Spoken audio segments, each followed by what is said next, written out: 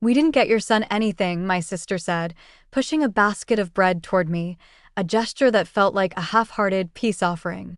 Her kids were happily cutting into their $100 steaks, the cutlery gleaming sharply under the warm restaurant lights. My son, only 8, sat quietly, politely watching them, his small hands folded neatly on his lap. Without looking up, my father added, "You should have brought him something to eat." The air froze. My son's face fell, but he didn't say a word. He just stared at the basket of bread as if it were his only hope. I tugged at the corners of my mouth, but my eyes didn't smile. "I understand," I said calmly. When the waiter returned to take our order, I stood up. My voice was quiet, but loud enough to make the nearby diners pause. "I want a private room, and I'll have all the chef's recommended dishes. Put it on my bill." My sister blinked, confused. But I followed the waiter anyway. Tonight, what we ate didn't matter. What mattered was my plan. They humiliated my son to remind me to stay in my place. But they had no idea I had long planned to completely dismantle that so-called boundary. My sister had always been the family's darling. Sweet-talking, adept at pleasing others, charming when happy, and sharp-tongued when upset. The best things in the family always went to her: tuition, cars, access to my father's network, anything she wanted, she got. As for me, they simply said, "You have to make your own way." And I did. While she flaunted family money, I quietly built my wealth, consulting, real estate investments, managing a portfolio under a name no one knew. But I never bragged. I anonymously paid for the family's vacations, quietly covered my father's medical bills, even saved her boutique from bankruptcy. Yet she never thanked me. Instead, she kept finding ways to belittle me and my son. This dinner was her idea, called a family gathering. But when she pushed an empty basket of bread to my son, I finally saw the truth. It wasn't a gathering, it was a show of power.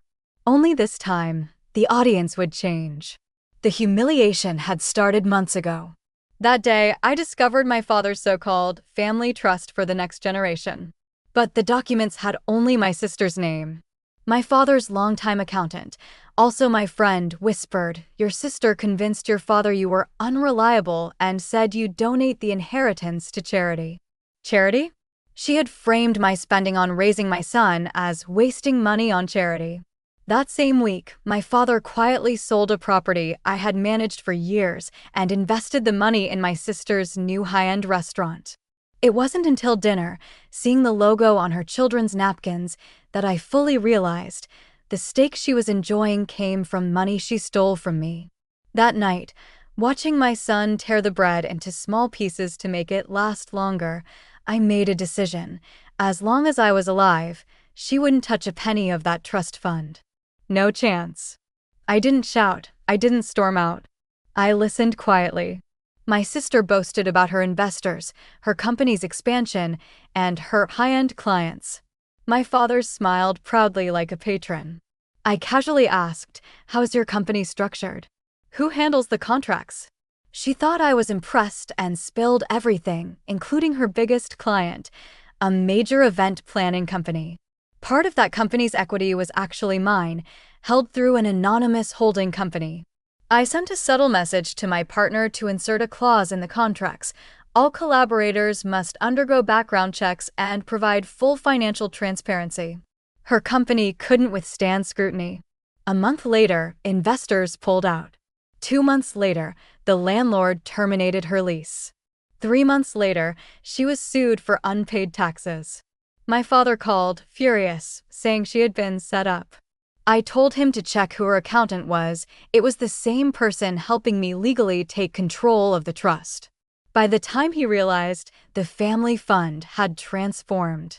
It was now a charitable foundation in my son's name. That dinner wasn't accidental. It was the final act of the plan. As she reached for a third bottle of wine, I stood up. "I need to make a call."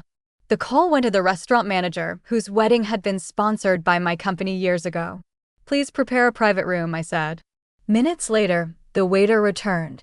"The chef wants to discuss tonight's menu with you." I nodded and followed. The manager led me to a suite, dark wood, warm lighting, a 10-person table, perfect. Back in the main dining hall, I raised my voice so everyone could hear. "Excuse me, tonight's bill is on me. Please move us to the private room. My son deserves a proper meal." The waiter hesitated.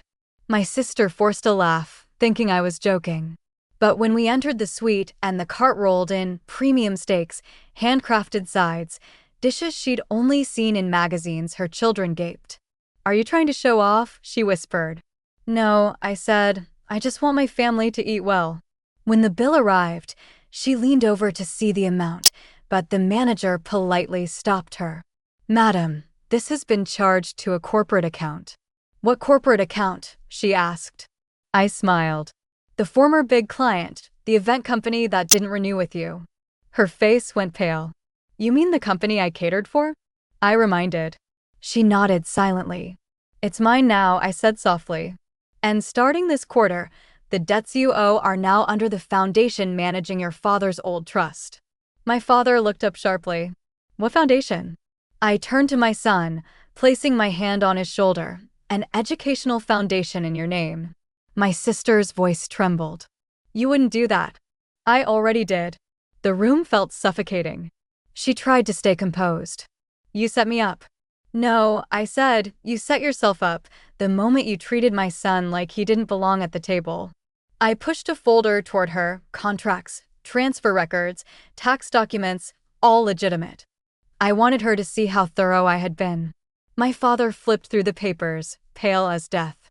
"This is evidence," I said, "showing the trust no longer belongs to you or him. It now funds education for underprivileged children." My son looked at me puzzled. I crouched down to his level. "It means kids like you won't have to watch others eat steak while you eat bread." My sister jumped up, chair scraping the floor. "You're crazy."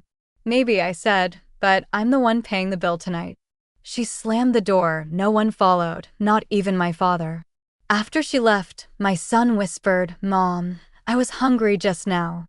Was that wrong? I knelt beside him. "Of course not, sweetheart. The wrong was forgetting what family truly means." He nodded. Then dessert arrived, a warm chocolate soufflé. Watching him eat slowly, I realized revenge isn't about seeking equality. It's about setting things right, making the cruel pay, without losing your calm. Through the window, I saw my sister pacing by her car, phone to her ear. That phone, once used to mock me in family group chats, now probably dialing my father to fix the mess. But this time, he couldn't help her. The one she always ignored, sitting in the corner of the table, had held the real menu all along. And tonight, I finally ordered the dish that was long overdue: respect.